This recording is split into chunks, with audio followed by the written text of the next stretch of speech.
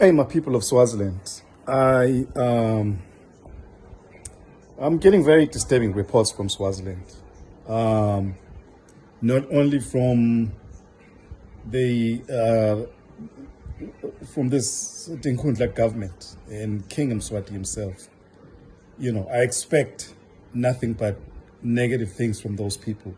They have nothing constructive or positive for the people of Swaziland. But what is now deeply troubling me is the so-called progressives in Swaziland who who'd like to actually govern us. You know, we have different visions for Swaziland, which I get that, but I expect people to come forward with ideas and present their visions, as I've outlined many times here on this forum on Facebook. People now see themselves as the ANC of South Africa, behaving actually like the ANC. You see the ANC, they copy paste from South Africa. You see them shooting and killing each other for positions of power.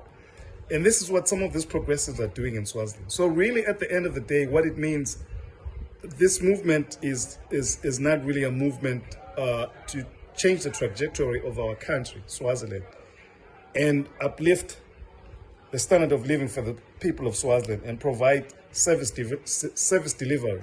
So it's about them and positions of power and doing the same things that Nkosi is doing, and buying fleets of German sedans and buying these expensive homes and living this luxurious lifestyle. That's all it's about. It's really not about the people of Swaziland. I would like to know from all the so-called progressives across the board, the political parties in particular in Swaziland, I want to hear from you. Your visions. What is your fiscal monetary policy that you will adopt? What kind of fiscal monetary policy are you going to adopt to jumpstart the economy of Swaziland and allow Swazis to have more discretionary income? To allow Swazis to have more discretionary income, their own money that they've earned, and reduce taxable wages, because they are being taxed to death by this criminal high school dropout, King Mswati III. I want to know what your plan is, okay?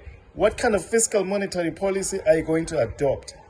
How are you going to restructure the current budget of Swaziland?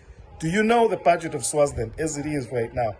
Tell us how you're going to restructure this budget so that it reflects the needs of the Swazi people, the pressing needs of the Swazi people, so that it addresses the challenges in Swaziland, like healthcare.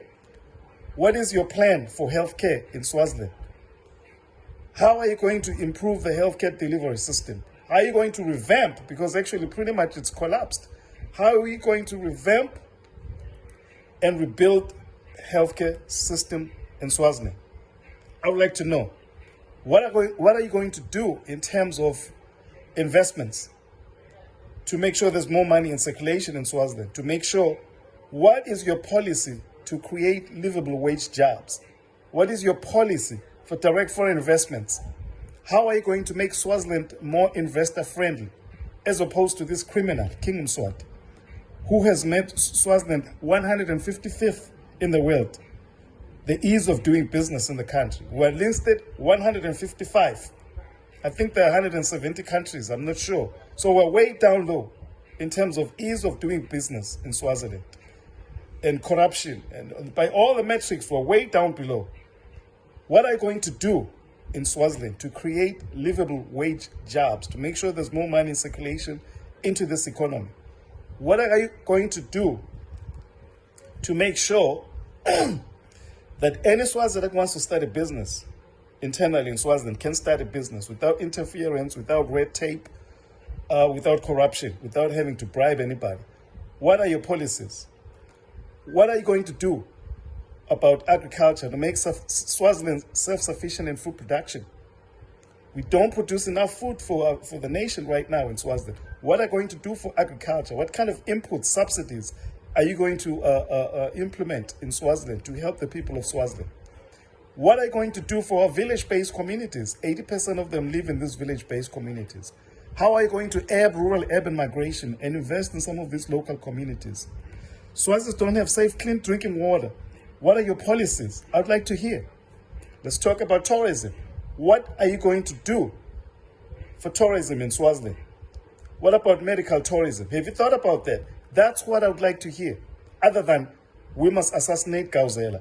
I want to know what your plan is for the people of Swaziland so that you improve the average standard living of the Swazi. What are you going to do with tertiary institutions? How are you going to fund them? Do you know anything about endowments?